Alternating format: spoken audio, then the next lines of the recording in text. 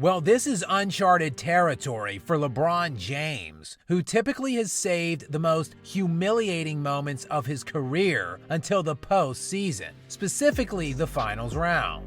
But generally, LeBron and his pathetic stan base of ignorant stooges, which extend, of course, into various levels of the mass media, have been hanging their hats on the regular season for years. And the king of the regular season certainly did have a stranglehold on his JV trash can of an Eastern Conference that he resided in for the first 16 years of his career, with LeBron snagging either a 1 or 2 seed for 10 years while cakewalking his way to final series after final series from his Eastern Conference springboard. But it has been decidedly more difficult sledding once he got into the Western Conference. This season, though, has arguably been his most embarrassing yet. Bro, what are you talking about, man?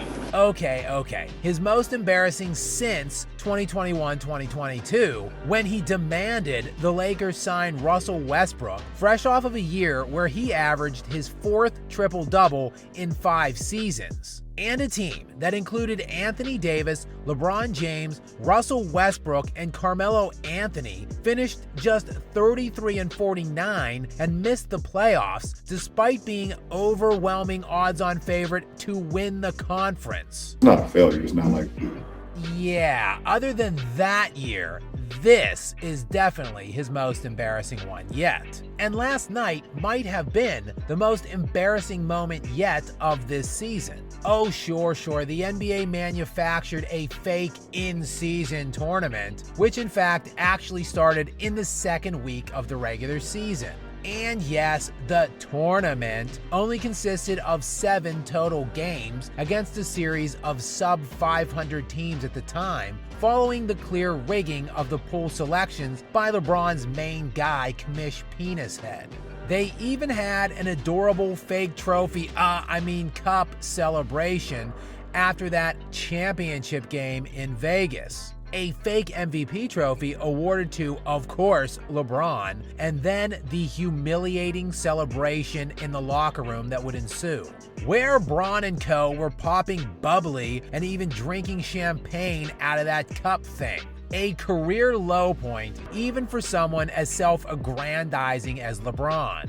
But as embarrassing as those antics were earlier in the season, things have been going precipitously downhill as of late for Bron and the Lakers as we near ever closer to the all-important trade deadline. The Lakers first got obliterated Monday 135-119 by the Rockets. Then on Tuesday, on a back-to-back, and despite being in his 21st season and the Lakers trailing by 15 points to start the 4th quarter, Bron managed to log nearly 9 minutes. 9 times. In a game the Lakers never got under double digits in and ended up losing 138-122. LeBron, though, posted 35 minutes in this one, the most of any player on the entire Lakers roster. Yeah, the king of stat padding was definitely on one that night, but predictably needed to sit out for a rest day last night in Boston. AD joined Bron on the list of inactives in this one, and accordingly, the Lakers went into Boston as 14.5-point underdogs, which seemed to make a lot of sense, since the Celtics entered the night not only with the best record in the entire league, but were also sporting a gaudy 22-2 home record on the year heading into this one. No LeBron, no Davis, and no problem for LA, who were up by double digits for large portions of this game, taking the final by a score of 114-105, as Austin Reeves led the Lakers with, for him, a season-high 32 points. And the win for LA, a devastating look for LeBron and the lifelong running narrative surrounding him, courtesy of his grotesque band of flunkies in the mass media. The age-old LeBron needs more help narrative, which of course has been heating up into overdrive as we are now, just about 1 week out from that February 8th deadline. The win in Boston, meanwhile, brings LA to an even 25-25, 50 games into the season. And the Lakers not only have AD, who has stunningly been actually playing the vast majority of the time this season, averaging 25 points, 12 rebounds, and 4 assists per game for the year. But D'Angelo Russell has also been going off as of late, as he entered last night's contest averaging 25 points per game and 6 assists on 50% shooting from the field over his last 10 games. I don't have any message for my teammates. Just go out and do your job. With Reeves reminding us with his season-high 32 in the win over Boston just how viable of a role player he is. I mean, we just suck right now.